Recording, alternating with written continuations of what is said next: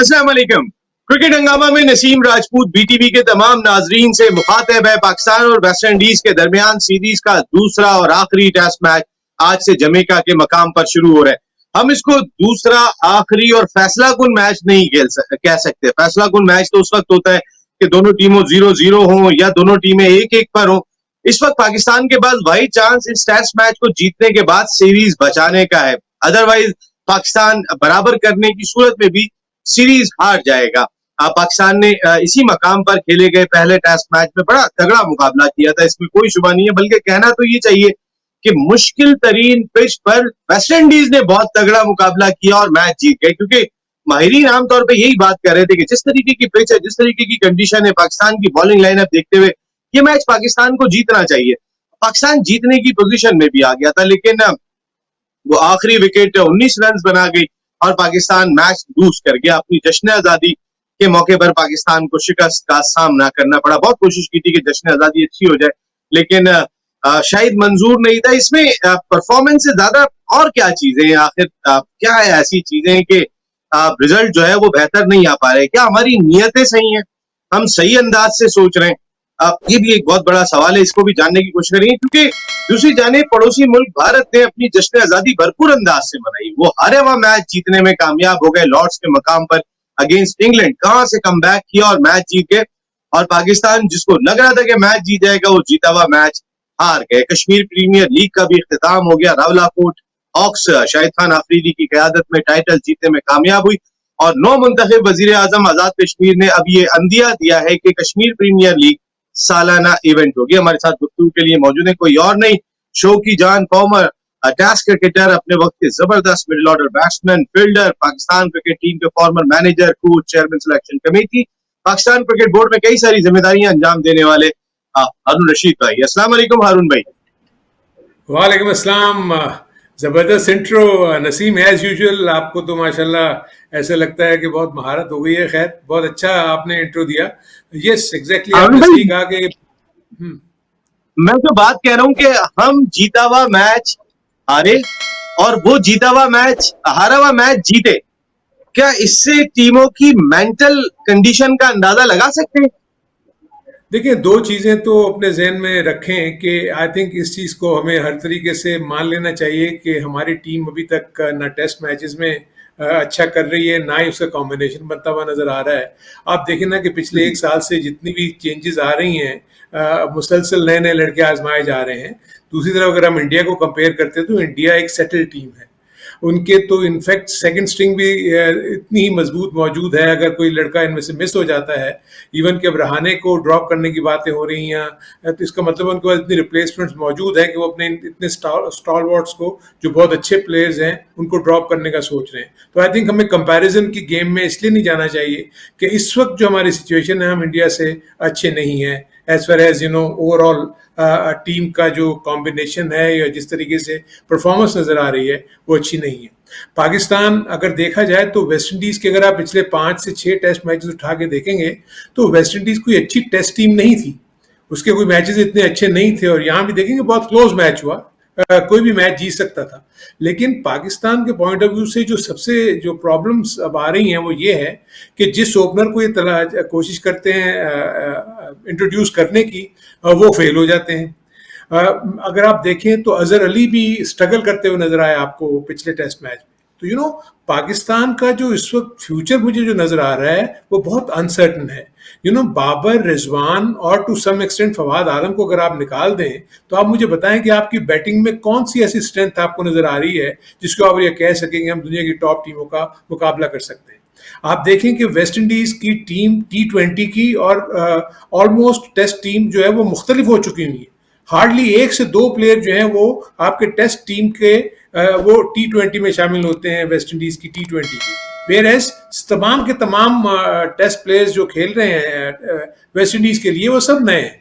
तो इसलिए मुझे ये था कि पाकिस्तान को ये शोकेस करना चाहिए था कि वो ज़्यादा बेहतर टीम है। ठीक है, पिच का मैं मानता हूँ कि इतनी अच्छी नहीं थी, बैटिंग के लिए बहुत मुश्किल थी। पाकिस्तान अगर देखा जाए तो अपनी गलतियों से ही हारा। अगर लास्ट मोमेंट के ऊपर वो 2 कैचेस अगर वो हो जाते तो पाकिस्तान ये मैच जीत जाता। तो कहीं ना कहीं आपको वो खामियां जो आपको नजर आ रही हैं, वक्त पे वो प्रॉब्लम आपको दे जाती है। आप देखेंगे बहुत ही आउटस्टैंडिंग स्लिप कैचेस आपको नजर आए, जिसमें इमरान भट्ट ने बहुत जबरदस्त फील्डिंग की और उसकी दूसरी तरफ 2 आसान कैचेस छूट गए।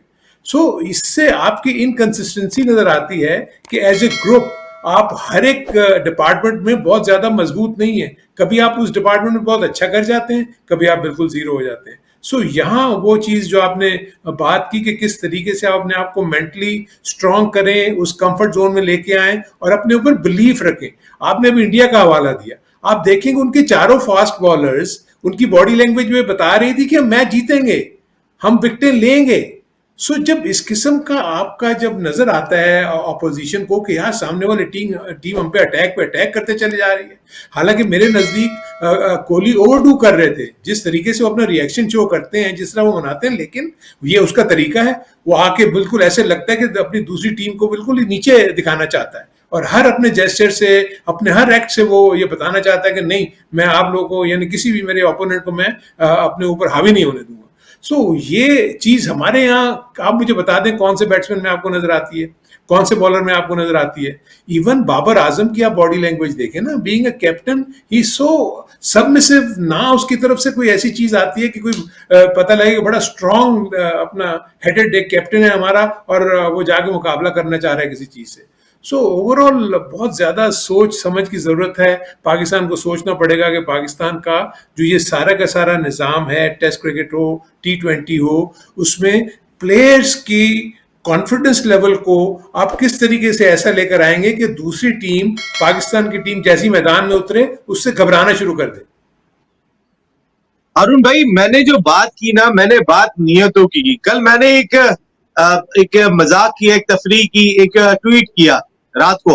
मैं जरा अपने दोस्तों को चेक करना चाह रहा था कि रिजल्ट क्या आता है। मैंने उसमें, मुझे देख रहे हैं कि शान मसूद को होना तो वेस्ट इंडीज में चाहिए था, लेकिन वो मुजफ्फराबाद में क्रिकेट खेल रहे हैं। जिस तरीके के आपने उन पे इन्वेस्टमेंट की थी, जिस तरह की उनकी फॉर्म अब होती हुई दिखाई दे रही है। 1 या 2 मैच किसी के लिए बहुत है, किसी के लिए 1 या 2 मैच ना काफी है, एक के लिए काफी है।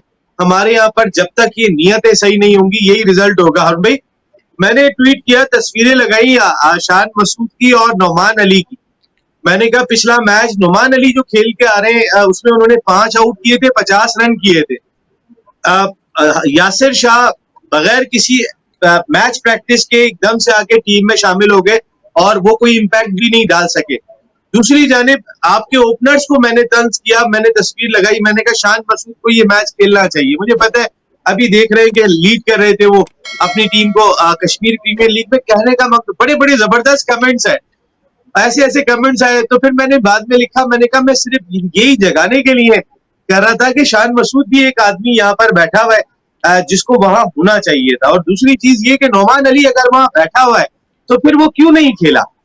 अगर यही परफॉर्मेंस कोई और दे देता तो क्या उसको आप बाहर बिठाते? हारून भाई, मेरा आपसे ही सवाल है।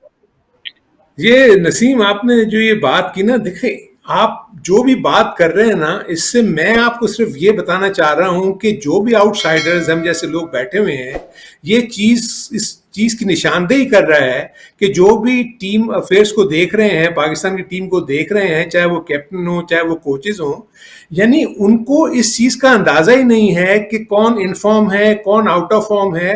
आपने अपने जेहन में एक मिथ बनाई हुई है कि राइट आर्म लेग स्पिनर जो है ना वो आउट होगा। देखो, इस मिथ को बहुत अरसे पहले से खत्म हो जाना चाहिए। दुनिया भर की हर टीम में लेग स्पिनर है, हर काउंटी क्रिकेट में लेग स्पिनर है, हर इंडिया की टीमों में लेग स्पिनर है। न्यूजीलैंड, यानी दुनिया भर में जो एक वो वेपन होता था ना, जब इमरान खान ने जब 2 लेग स्पिनर का इस्तेमाल किया था तो दुनिया भर की किसी टीम में कोई लेग स्पिनर नहीं था, इसलिए वो हमारे लिए ट्रम्प कार्ड इस्तेमाल होते थे। और दूसरी तरफ जब यासिर शाह ने कोई क्रिकेट ही नहीं खेली, आप मुझे ये बताया ना, जब आप इंजरी से वापस आते हैं, आके आप मैचेस खेलते हैं, डोमेस्टिक मैचेस खेलते हैं, उसके बाद अपनी फॉर्म दिखाते हैं, उसके बाद आप आगे टीम में आते हैं। तो इसलिए पाकिस्तान की जो थिंक टैंक की कमजोरी आप इससे अंदाजा लगा लें कि अभी तक वो नामों पे और इस मिथ पे जा रहे हैं कि जी लेग स्पिनर जो है ना वो आउट कर देगा। अब अब्बास को इतने फैन फेयर के साथ लेके आए कि जो उसने काउंटी में बहुत अच्छा किया, आपने उसको ले आए। मेरा अपने कहने का मतलब है कि ये नी जर्क डिसीजंस क्यों हैं? आप फर्म क्यों नहीं है? क्या शान मसूद अगर एक इनिंग में फेल होता है या 2 इनिंग में फेल होता है, दूसरी तरफ आबिद अली को आप 14 से 15 इनिंग्स 16 इनिंग्स दे रहे हैं, आप इमरान भट्ट को 18 से 20 इनिंग्स दे रहे हैं। सो ये मतलब मयार दोहरा क्यों है? अब अगर आप उसको नीयत का वो कह लें, मैं तो उसको lack of imagination, lack of thinking, lack of planning और उनके विजन के ऊपर बात करूंगा। क्योंकि नीयत तो हर एक की यही होती है। आफ्टर ऑल यासिर शाह को उन्होंने इसलिए तो नहीं खिलाया होगा कि जी वो कि मैच हम जीतेंगे नहीं, वो तो इसलिए खिलाया कि ये अपने बहुत तकल्लुफ से काम ले रहे हैं, हाँ बहुत तकल्लुफ से काम ले रहे हैं, लैक ऑफ मैनेजमेंट। ये इतना नहीं, तकल्लुफ नहीं मैं तो चलेगा हारून भाई। क्रिकेट को सही करने के लिए हमें स्ट्रेट फॉरवर्ड बात करनी पड़ेगी कि आप मैं गलत तो कर रहे हो टेक्निकल तो गलत कर रहे हो, आपका सिलेक्शन क्राइटेरिया गलत है। शान मसूद किस बुनियाद पे गायब है? हम भाई ऐसे तो फिर खुर्रम मंजूर बाहर नहीं होता था, वो 50 करने के देखो बाद ये बाहर बैठा था, एक मैच में नाकाम बाहर। मकसद है आपका सिस्टम, आपका क्राइटेरिया है क्या? आपने अभी बात की बाबर आजम की लीडरशिप की, तुम्हारी लीडरशिप में एक कोहली का आप स्पार्क देखें, ग्राउंड में नजर आ रहा हाँ था, उसका एनर्जी लेवल नजर आ रहा था, उसकी टीम के साथ इन्वॉल्वमेंट नजर आ रही थी, उसकी बॉडी कांटेक्ट अपने टीम के बॉलर्स के साथ कैसा मैच किया हुआ है नजर आ रहा था। हमारा शाहिनशाह अफरीदी, हसन अली जान मार रहा था, लेकिन वो जो एक जंप और एनर्जी नजर आ रही थी वो नजर नहीं आ रही थी। हम तो एक कैच ले लिया था रिजवान ने, उसके बाद सेलिब्रेशन हमारी ऐसी थी, हम मैच जीत गए। कहने का मकसद है क्या बड़ा डिफरेंस आ चुका है। अगले और फिर एक बात और, इसका भी जवाब दीजिएगा। वो जो लोग बात कर रहे हैं कि एक ब्रैकेट बन गया है, 4 टीमें टॉप पर आ गई हैं और बाकी नीचे आ गई है, तो 4 में हम नहीं आ रहे हैं अब किसी तरीके से भी, जिसमें न्यूजीलैंड आती है, जिसमें इंग्लैंड आती है, जिसमें ऑस्ट्रेलिया आती है, जिसमें इंडिया आती है, उसमें हम नहीं आ रहे हैं। बिल्कुल उसमें हम नहीं आ रहे, ये तो सही बात है। एक्चुअली आप ये देखेंगे पाकिस्तान की जो प्रॉब्लम्स थी वो बड़े अरसे से चले आ रही थी।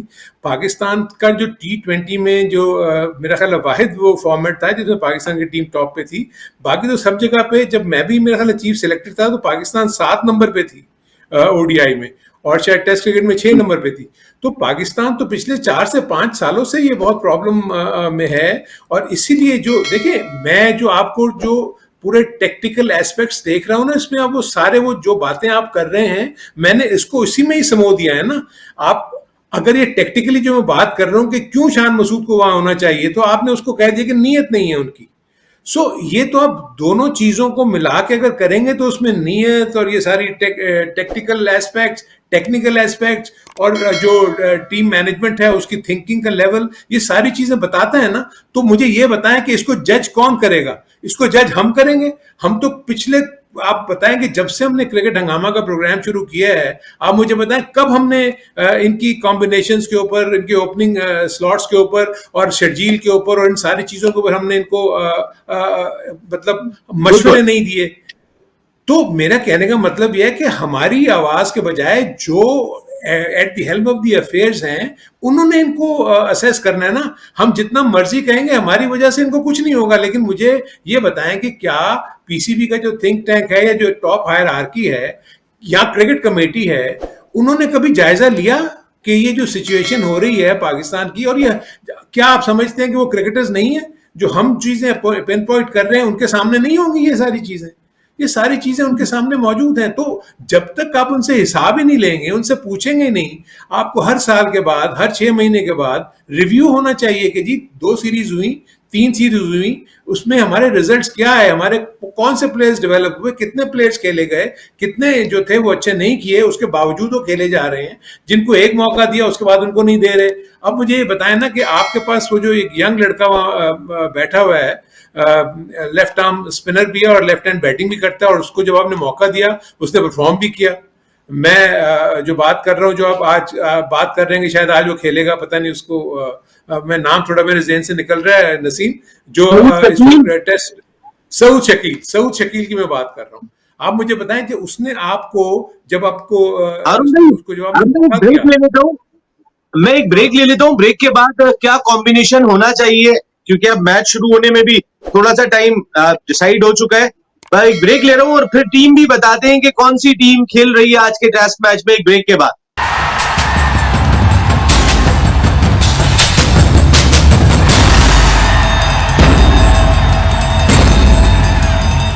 क्रिकेट हंगामा में एक मरतबा फिर आपको खुशामदीद कहते हैं। सीरीज के दूसरे टेस्ट मैच के लिए पाकिस्तान ने एक तब्दीली की है, यासिर शाह की जगह नोमान अली को शामिल किया है। लेकिन जैसे अभी ब्रेक पे जाने से पहले हारून भाई बात कर रहे थे कि सऊद शकील को क्यों नहीं मौका दिया जा रहा। सऊद शकील टीम का ऐसा नहीं है, लेकिन एक और अपने नाजरीन के लिए बात बता दूं कि जो 16-17 खिलाड़ी अनाउंस किए पाकिस्तान क्रिकेट बोर्ड ने इस दूसरे टेस्ट मैच में, उन 17 में भी शाहनवाज धानी का नाम शामिल नहीं है। उसमें अब्दुल्ला शफीक भी शामिल है, उसमें यासिर शाह भी शामिल है, लेकिन 17 में शाहनवाज धानी शामिल नहीं है। अरुण भाई के पास चलते हैं। अरुण भाई, एक चेंज किया पाकिस्तान ने, नोमान अली को शामिल किया जी।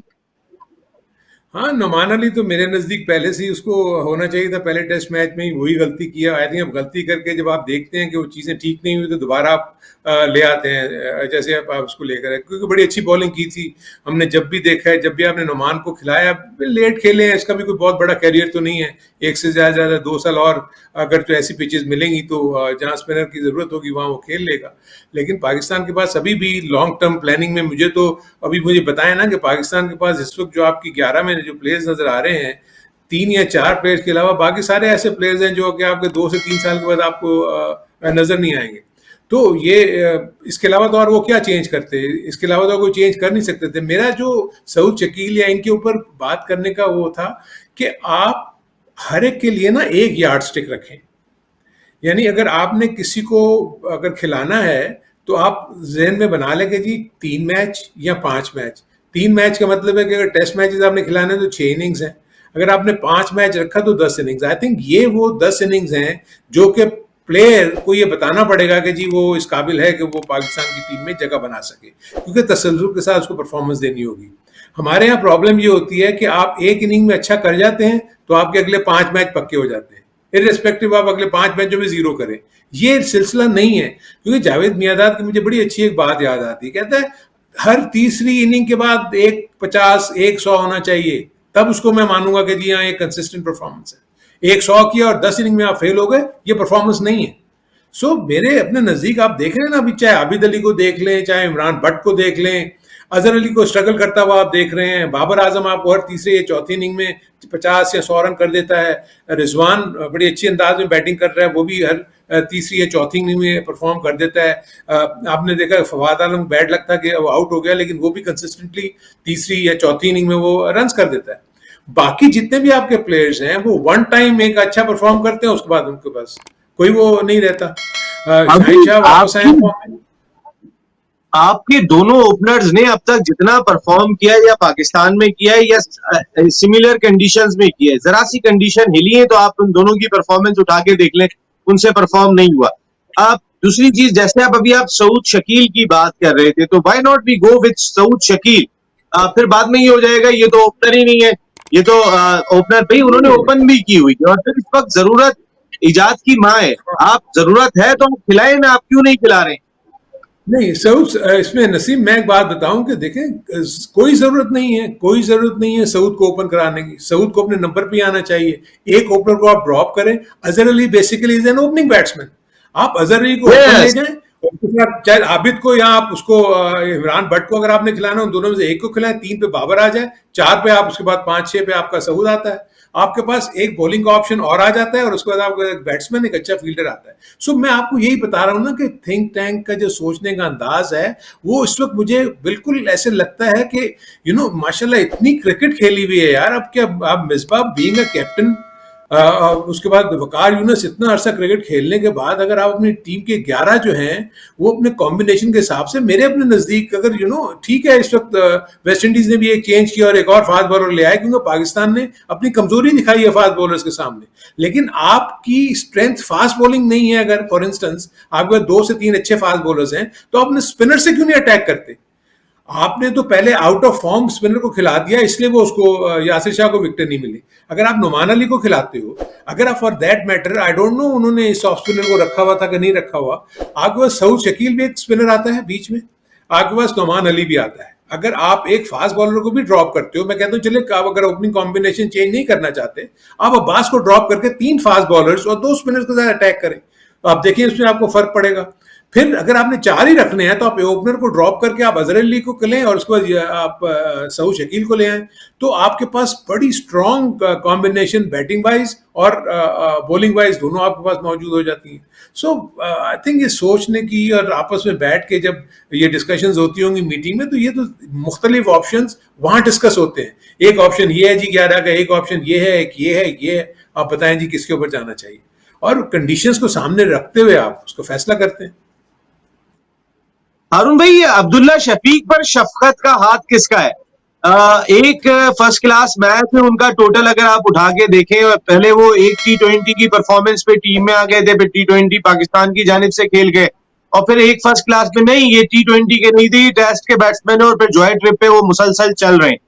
तो कहने का मकसद है क्राइटेरिया क्या है सिलेक्शन का?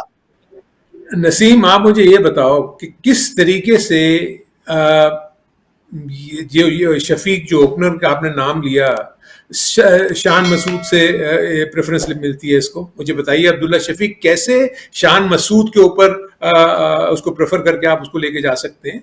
ये तो बड़ी ज्यादती है कि आपने एक शख्स ने फर्स्ट क्लास क्रिकेट खेली नहीं है, आप उसको टेस्ट क्रिकेट में ले गए हो, सिर्फ इस बात के आपको उसको टैलेंट नजर आ रहा है, और टैलेंट जब तक परफॉर्म नहीं करेगा वो टैलेंट नहीं है।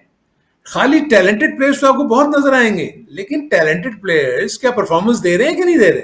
मैं आपको दर्जनों टैलेंटेड प्लेयर्स बता सकता हूं जो अगर मैं 70 की दिहाड़ से भी लेके चलूं, और ऐसे जब नेट पे वो खेल रहे होते थे लगता तो उनसे बेहतर प्लेयर ही कोई नहीं है, लेकिन जहां उनको मौके मिले वो फेल हो गए।